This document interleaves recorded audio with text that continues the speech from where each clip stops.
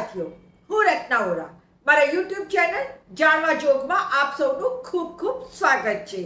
સાથીઓ, retired justice Madan એમ લોકુર તેમજ અન્ય રિટાયર્ડ જસ્ટિસ અજીત પી શાહ અને સિનિયર પત્રકાર એન રામે કોંગ્રેસના નેતા જનનાયક જનનેતા રાહુલ ગાંધી તેમજ નરેન્દ્ર મોદીને એક પ્લેટફોર્મ ઉપર આવીને અલગ અલગ મુદ્દાઓ પર ડિબેટ કરવાનું આમંત્રણ આપ્યું છે.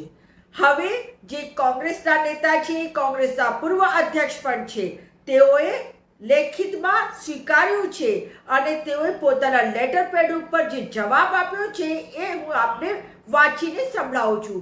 જો કે એ અંગ્રેજીમાં લખ્યું છે, પરંતુ હું સારાંશ આપને બતાવી દઈશ. તો શું કહે છે રાહુલ ગાંધીજી પોતાના સિગ્નેચરથી લેટર લખીને શું જવાબ આપે છે એ હું આપને વાંચીને સંભળાવું છું. Dear Justice Retired Madan B. Lokur, Justice Retired Ajit P. Shah and Mr. N. Ram, I hope this letter find you well. I would like to thank you for your invitation to a public debate on Lok Sabha election 2024. I have discussed your invitation with the Congress President Shri Mallika Arjun Kharge ji. We agree that such a debate will help people understand our respective vision and enable them to make an informed choice. It is also critical to put to rest any unsubstantiated allegations attributed to our respective parties. As the principal parties finding the election, the public deserves to hear from their leaders directly.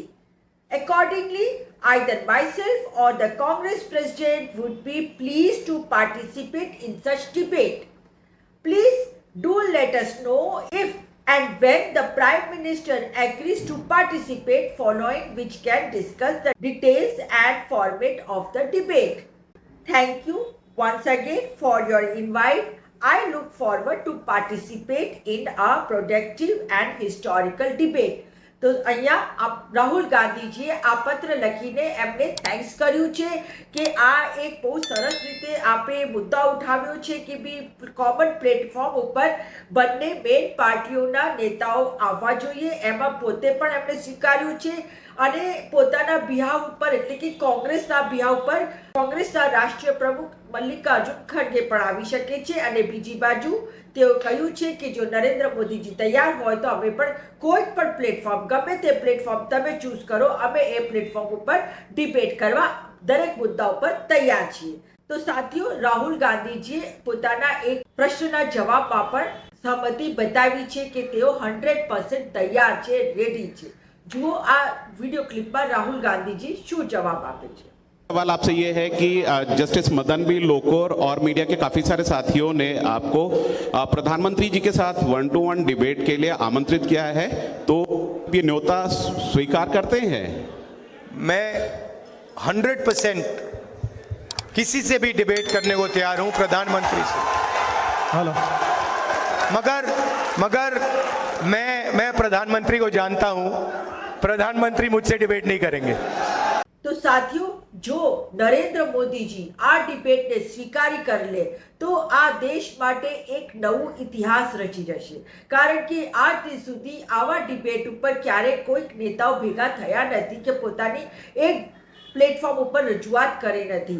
અને આ system આપ અમેરિકામાં જોઈ શકો છો. ત્યાંના પ્રેસિડેન્ટના ઇલેક્શનમાં આવી જ રીતે કોમન ડિબેટ થાય છે. તો પછી શું ભારત દેશમાં આવી ડિબેટ ના થઈ શકે?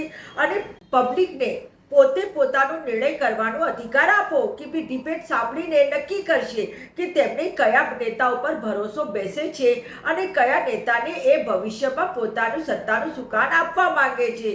તો સાથીઓ, જોયું આપણે જે નીડર છે, જે નિર્ભય છે, જે જનનેતા છે, જનનાયક છે, તેને કોઈનો ડર નથી, કોઈ ડિબેટનો ડર નથી, કોઈ મોટામાં મોટા તુર્રમ ખાનનો ડર નથી. જ્યારે કે આપણા નરેન્દ્ર મોદી સાહેબ જે સત્તા ઉપર બેઠા છે તેમણે આ ડિબેટ માટે આજ દિન સુધી અત્યાર સુધી કોઈ જવાબ આપ્યું નથી. એનો અર્થ છે કે તેઓ ડરેલા છે ને ડરી ગયા છે. તેઓ રિયાલિટીને ક્યારેય ફેસ કરવા માંગતા નથી. જૂઠા પત્રકારોને સામે બેસાડીને આમ चूस के खाते हो कि काट के खाते हो, बटुआ रखते हो कि नहीं रखते हो, आपका तेज क्यों इतना ज्यादा, આવા બધા વાહિયાત પ્રશ્નો જે સેટ કરેલા હોય છે એના જવાબ માટે એ બેઠા હોય છે. બાકી પોતાના 10 વર્ષના શાસનકાળમાં આજ દિન સુધી તેઓ સાચા પત્રકારો સાથે બેસીને એક પણ પત્રકાર પરિષદ સંબોધેલ નથી. આવા છે આપણા ડરપોક પંગુ પ્રધાનમંત્રી નરેન્દ્ર મોદી. તો સાથીઓ, આજના આ વિડીયોમાં બસ આટલું જ. ફરી મળીશ એક નવા વિડીયો સાથે, એક નવી વાત સાથે. જો આપને મારો આ વિડીયો પસંદ આવ્યો હોય તો મારા યુટ્યુબ ચેનલ જાણવા જોગને સબસ્ક્રાઇબ કરો, વધારેમાં વધારે લાઈક કરો, શેર કરો. સાથે સાથે આપ મને ઇન્સ્ટા, ફેસબુક અને એક્સ ઉપર પણ ફોલો કરી શકો છો. નમસ્કાર.